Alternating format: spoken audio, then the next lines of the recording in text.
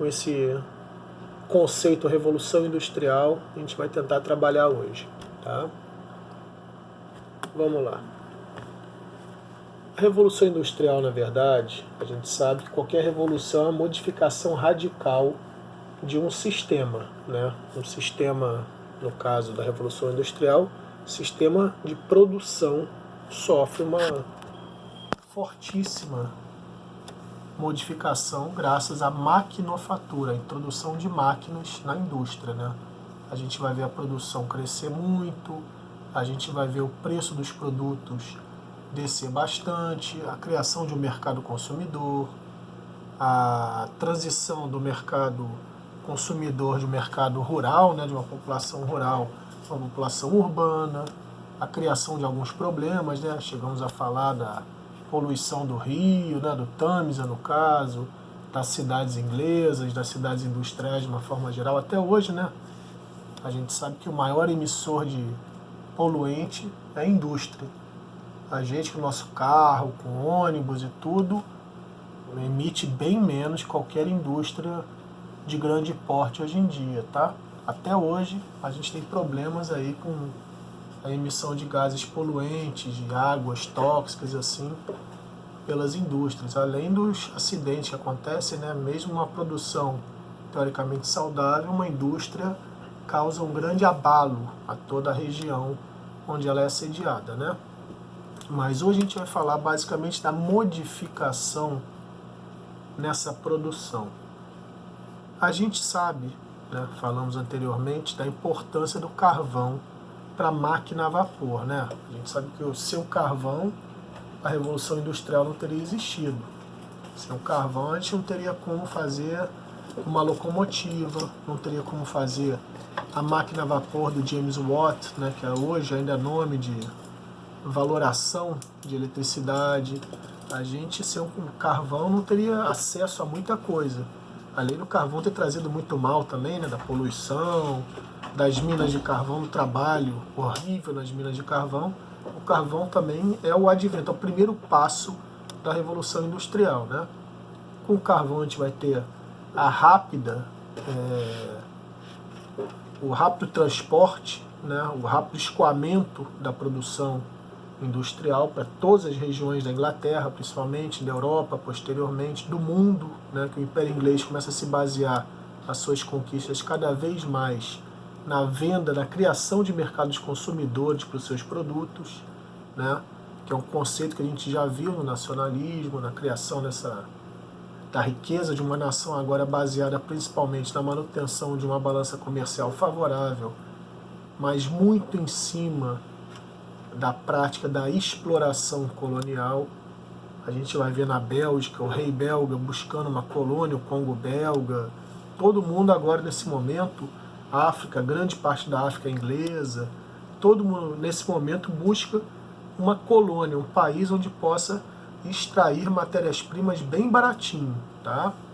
No caso, muitas vezes com trabalho escravo, trabalho super explorado, não só na África, na América, na Ásia, mas também em solo local, tá? O trabalho é explorado, o trabalhador é explorado na Inglaterra também, muito. A gente sabe disso, a gente ainda vai ter uma aula falando mais sobre isso, sobre a formação dos sindicatos, da ideia de socialismo, né? Até para fazer uma ligação com com a posterior matéria que vai ser as ideologias sociais, né? Mas enfim, o carvão, esse é o primeiro passo, né, a primeira energia utilizada para se construir essa revolução industrial. Mas após o carvão e o ferro, né, o ferro também tem um papel preponderante, que o ferro, na verdade, é a cara da revolução industrial, né, a siderurgia é a cara da revolução industrial. Quando a gente cria ligas de ferro, praticamente tudo vai ser feito de ferro, portões de casas, de propriedades, muitas casas são feitas com ferro, tá? A gente vai ver alguns exemplares no Brasil, na Inglaterra, esses palácios de cristal de Curitiba, várias construções no Rio de Janeiro, pontes, Enfim, várias coisas são feitas apenas de ferro devido a essa tradição, né, siderúrgica que vem desde o final do século XVII, desculpem, início do século XIX, tá? 1780, 1800, 1820, tudo isso vai acontecendo de uma forma concomitante. E o desenvolvimento dessas novas técnicas sempre baseadas no uso do ferro, no uso do carvão, no uso da máquina a vapor, né? Até chegar mais ou menos a segunda metade do século XIX. Na segunda metade do século XIX ocorre a verdadeira revolução, né, vamos dizer assim, uma segunda revolução industrial, que vai ser até assim chamado. Isso aí talvez vocês vão ver melhor em geografia, mas enfim. Essa segunda revolução industrial vai basear o sistema produtivo cada vez mais no enfoque elétrico. Vai ser uma inovação onde a eletricidade vai entrar no mundo da indústria, tá? Vai ter uma inovação na área da química, também muito preponderante, tá? São áreas que vão se concentrar cada vez mais esses desenvolvimentos, a área farmacológica, da produção de remédios. A gente vai ver cada vez mais áreas sendo criadas, né, áreas que não existiam, como a farmacologia não existia, era a alquimia, né, antes no século XVII, 1600, 1700, o farmacêutico era um alquimista, era quase um mago, quase um bruxo, né, para a gente ter uma ideia da valoração dessa profissão, mas enfim. Então, na segunda metade do século XIX, 1850, 1860, a Revolução Industrial tem uma outra cara. Além da introdução das máquinas, de uma produção cada vez mais rápida, mais eficaz, com uso cada vez menos do braço humano, a exploração cada vez maior do trabalhador, a gente vai ver o nascimento de um movimento mais de trabalhadores, né, mais envolvidos na defesa dos seus direitos. Então, a jornada de trabalho vai ser menor, as fábricas terão que ter 2 turnos, tá? Como a gente viu, o uso de energia elétrica vai aumentar ainda mais a produção. A energia elétrica é mais barata, mais limpa, mais fácil de ser manejada. Nesse momento ainda é uma grande questão entre Nikola Tesla e Thomas Edison, né, do uso de qual a forma de utilizar a energia elétrica e tudo. Há muita polêmica ainda nesse momento, mas enfim, é um momento que as pessoas começam a antever o mundo até ontem, vamos dizer assim, né, que a gente já está na 4ª Revolução Industrial, a gente vai falar da 3ª ainda, vai ser até o mundo dos anos 70, até o mundo do antes e pós Segunda Guerra Mundial, era o mundo da 2ª Revolução Industrial, onde ainda há esse uso da energia elétrica, não há uma digitalização, ainda é uma sociedade analógica. A gente vai ver até, quando a gente trabalha com analógico e digital, é mais fácil até falar na questão da imagem, né? A imagem analógica, aquele filme que a gente tinha, por um acaso está nascendo nesse momento a fotografia, 1870, 1860, as primeiras fotos, como a gente vai conhecer hoje em dia, estão sendo produzidas, tá? Então, a gente vê um filme analógico, é um filme que tem aquele negativo, tem aquele plásticozinho que está impressa a foto, né?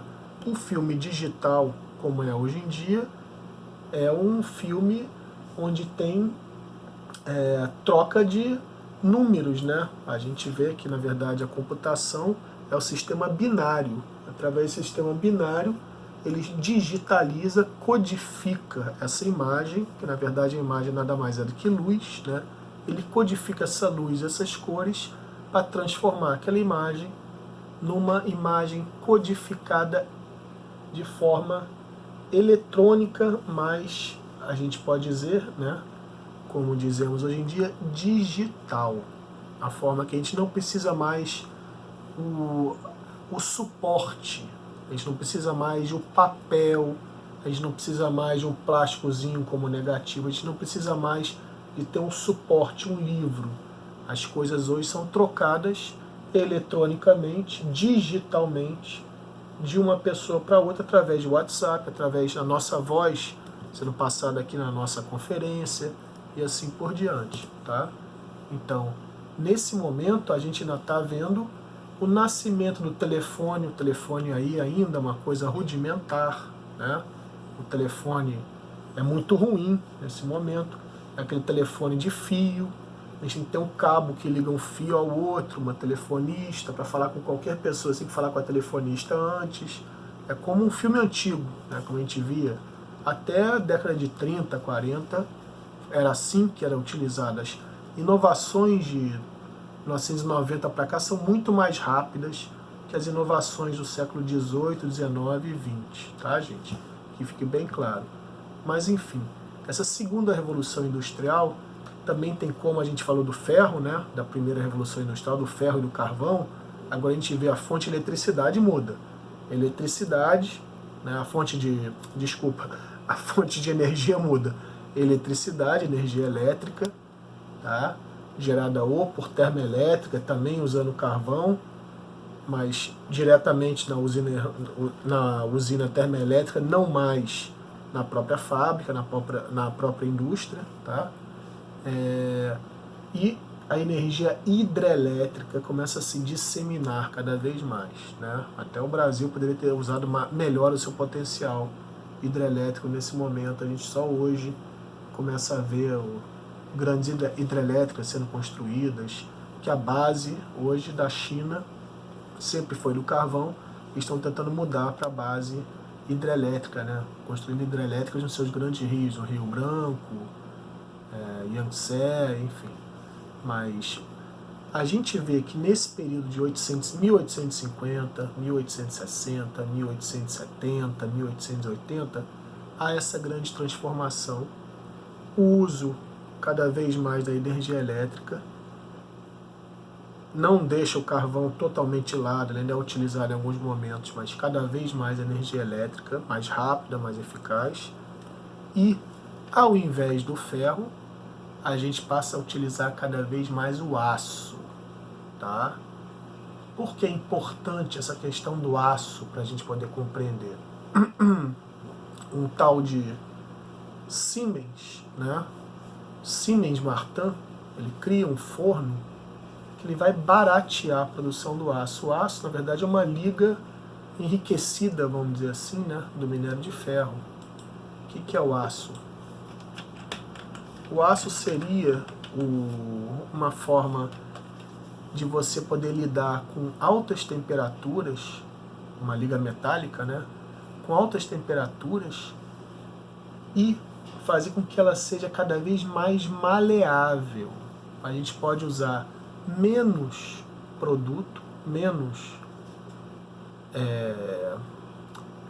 minério, né, de ferro, até mesmo que a gente faz uma mistura de ferro com carbono para chegar ao aço, tá? E fazer ligas cada vez onde há uma eficiência maior na utilização desse produto, tá? Então a gente vai produzir um produto que tem um valor agregado maior, né? Ele é mais caro, mas é muito melhor do que o ferro antigo, tá?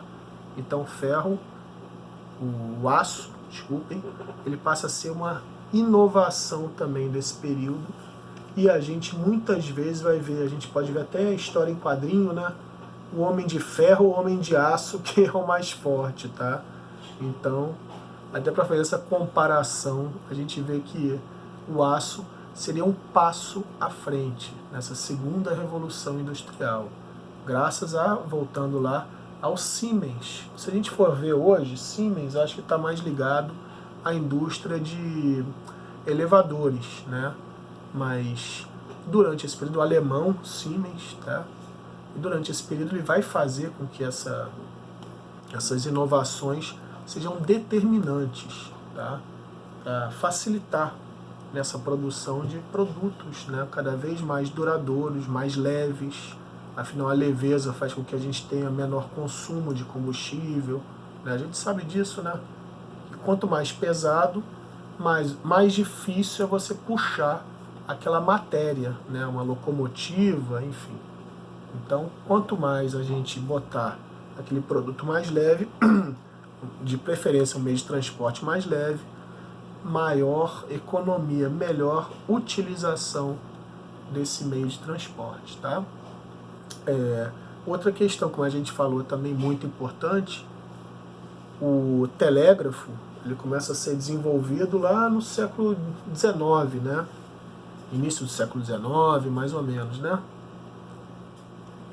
Do telégrafo para o telefone foi praticamente meia década, tá, gente? O telefone vai ser inventado por Graham Bell, tá? Entre 1880 e 1870. E o que vai acontecer?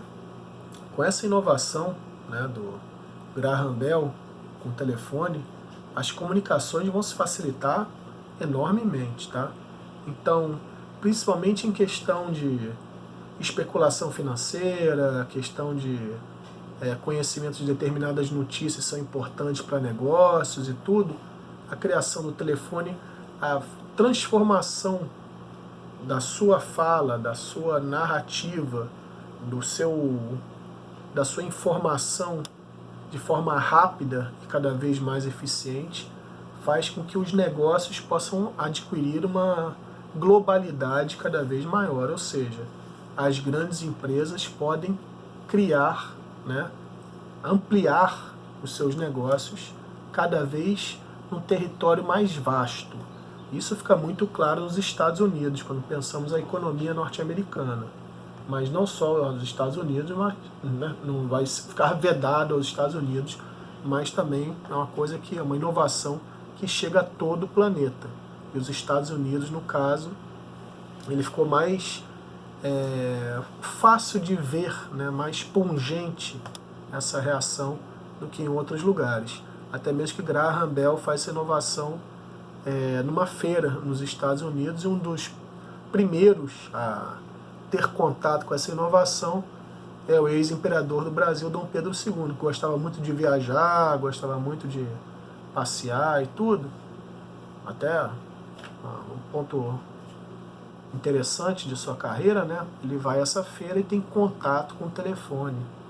E o que ele mais, né, quando viu o telefone, ele ficou apavorado e comentou que, meu Deus, esse negócio fala, né? Pra gente ter uma ideia de como era inovador o telefone naquele momento, tá? Então a gente falando de comunicação, a gente falando de meio de produção, né? A gente falando de fonte de energia, a gente vê que há inovações bem claras. Mas uma questão que a gente também não pode deixar de falar é que nessa segunda revolução industrial vai trazer o quê? Vai trazer cada vez mais o pensamento de como extrair melhor o trabalho do operário. O que significa isso? A gente vai observar a criação do que a gente vai chamar de linha de produção. Henry Ford, né? Vocês conhecem os automóveis Ford, né? Ele cria uma linha de produção se baseando no que a gente pode chamar de linha de desprodução. Ele cria uma linha de produção quando ele vai a um frigorífico no interior dos Estados Unidos e vê como se dá a limpeza da carne, desde o matadouro até o produto final no açougue. E ele assistiu todo o desmembramento, vamos dizer, né, no caso do boi, e vi que cada pessoa fazia uma parte da produção e ela corria, o boi corria em esteiras para que cada pessoa tivesse um tempo para realizar aquela produção. Para ele aquilo lá foi inovador. Ele imaginou a produção de um automóvel seguindo a mesma forma. Isso fez com que os automóveis Ford, o Ford T no caso, né, muito conhecido, fosse o automóvel talvez até pouco tempo atrás mais vendido de toda a história da indústria, tá? Ele fez o Ford T baratear enormemente a produção. Essa produção, com essa linha de montagem, ela vai ser repensada, né? Cada operário vai fazer uma parte da produção e de forma rápida, tentando ser o mais eficiente possível, é claro, mas o produto vai correndo praticamente e o operário realiza essa atividade e se volta para o próximo produto a ser realizado, no caso, um automóvel. Tá? Isso vai ser inovador. Posteriormente vai surgir o Taylorismo, que é uma forma de repensar a linha de produção, tá? Essa linha de montagem da indústria, que é uma forma cada vez mais avançada, mais sofisticada de se produzir mais, e quando a produção é cada vez maior pela indústria, a tendência desses produtos é ter um preço cada vez mais baixo e esse produto ser cada vez mais massificado. A gente vê o celular, há pouco tempo atrás, há 20 anos atrás, o celular era coisa de gente rica. Hoje celular é gente classe média baixa, classe média média, todo mundo possui seu celular praticamente. Uma coisa que vocês talvez nem tenham conhecido, o videocassete, o DVD. O videocassete era uma coisa que só pessoas muito ricas tinham na década de 70, início dos anos 80. Foi popularizando aos poucos. Nos anos 90 já era um produto praticamente de colecionador, que já tinha surgido o DVD. O DVD hoje em dia também já virou produto de colecionador, que praticamente ninguém mais usa DVD. Os computadores já vêm sem DVD, já não se usa mais. Porque a gente vai até falar da quarta revolução industrial, né? Então a gente vai vendo essas inovações todas vão ocorrendo e a gente tendo contato com elas. Hoje é tudo muito mais rápido, mas naquele período eram né, anos que se demorava, se lutava para se chegar aquele novo produto, né? A gente tem outros exemplos. A gente tem um exemplo da produção de bens de consumo, né? Enlatamento de comidas de bens de consumo, gente, é o automóvel, é a geladeira, né? Coisa que todo mundo tem hoje em dia, uma geladeira. Todo mundo praticamente tem uma geladeira em casa, mais que televisão, né? É mais importante ter a geladeira que a televisão. É mais importante comer do que ver novela e jogo de futebol. Então, geladeira. Ninguém tinha geladeira. Era coisa de gente também muito rica. Com o barateamento da produção de geladeira, de eletrodomésticos, as pessoas passam a ter acesso a eles. Por quê? As linhas de produção passam a produzir cada vez mais eletrodomésticos. Isso vai gerar outro problema, né, gente? Que é o lixo doméstico, o lixo de eletrodomésticos usados, onde vai, né, se colocar tudo isso. Aí a outra questão, que a indústria também começa a trabalhar na questão de produzir produtos que têm uma vida útil baixa. Aí a outra questão que a gente vai discutir, que é outra malandragem que a indústria pratica com o consumidor, né? Mas enlatamento de comidas, não existia enlatamento de comidas, a gente vai ver a criação de freezers, né? A refrigeração mecânica, não tinha isso. Não tinha como você refrigerar uma carne, um sorvete, nada. Tava frio, ficava frio. Não estava frio, você tinha que secar a carne, né? Tinha que salgar a carne e assim por diante. Então, todas essas tecnologias vão surgir nesse período, 1850, 1940, até o final da Segunda Guerra Mundial.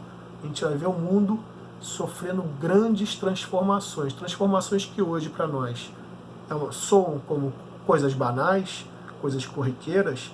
Nesse momento eram revoluções na vida, no cotidiano dessas pessoas. Aí a gente vai ter, após a Segunda Revolução Industrial, após a Segunda Guerra Mundial, o que a gente vai chamar de Terceira Revolução Industrial. O que é a Terceira Revolução Industrial? Que a gente estava falando agora. A gente estava vendo a questão do analógico, né, das informações, para a gente ver que a questão da informação é muito importante, tá, gente? Hoje a gente trabalha, como a gente falou aqui, em computadores, linguagem binária e tal, WhatsApp codificado, graças a tudo isso que vai acontecer agora. Dos anos 50 até os anos 70, 80, vai surgir o que a gente vai chamar de cibernética. Cibernética é o estudo da informação. O estudo da informação focado com a eletrônica, né, que a gente vai chamar de computador, né, focado com o uso de computadores na questão do conhecimento da inteligência artificial. Tá? Desde que o mundo é mundo, a gente quer fazer robô, ter computador. Essa discussão já vem lá do século XIX. Lord Byron, com os românticos ingleses, Metrópolis do Fritz Lang, é um filme, né, muito importante, pode procurar aí no YouTube. Até depois eu posso botar aqui no Teams para vocês o link. A gente já está discutindo a questão do robô nessa nova sociedade, robotizada, industrializada, enfim. Mas nesse momento a gente vai ver dos anos 50, 70, está se iniciando essa questão da discussão da informática, né? Da questão do uso de máquinas na produção de conhecimentos, no arquivamento desse conhecimento, na construção de novas tecnologias, no uso deles para fazer cálculos cada vez mais rápidos, né? Muito mais rápidos que o ser humano, os computadores, supercomputadores, né? Muito mais. A gente jogar uma partida de xadrez, você pode ser o campeão de xadrez do mundo, que a sua chance de ganhar no xadrez de um supercomputador é ínfima, praticamente zero. A gente tem uma ideia de onde, né, o patamar de conhecimento, de análise de dados que um computador que tem muito mais capacidade que um ser humano, né? Muito mais hoje que o computador nosso, aqui o nosso smartphone, talvez tenha mais capacidade de alinhavar, né? Analisar informações que qualquer supercomputador dos anos 80, para a gente ter uma ideia da rapidez dessa transformação. Mas deixa eu ir rapidinho, que a gente já está terminando, né? Que eu tenho que dar daqui a pouco a próxima aula. A gente vai ver essa terceira revolução industrial, então, basicamente ligada a essa transformação do analógico para o digital. Nos anos 80, 90, hoje, como nós vimos, está tudo digitalizado. A gente fala digital quando já passou para o CD, já está digital, tá, gente? O LP, o videocassete, era analógico. A foto na máquina com filme, com negativo, era o que a gente vai chamar de analógico. No que a gente produz já em DVD, já produz mini câmera, né, para gravar com DVD, a gente já está produzindo em digital, em plataforma digital, tá? Em plataforma de dados eletrônicos. Não há a necessidade mais de ter um suporte físico para exibir essas informações. E a quarta revolução industrial, a gente vai passar rapidinho aqui sobre a terceira, tá, gente? Isso é interessante depois discutir também com o professor de geografia.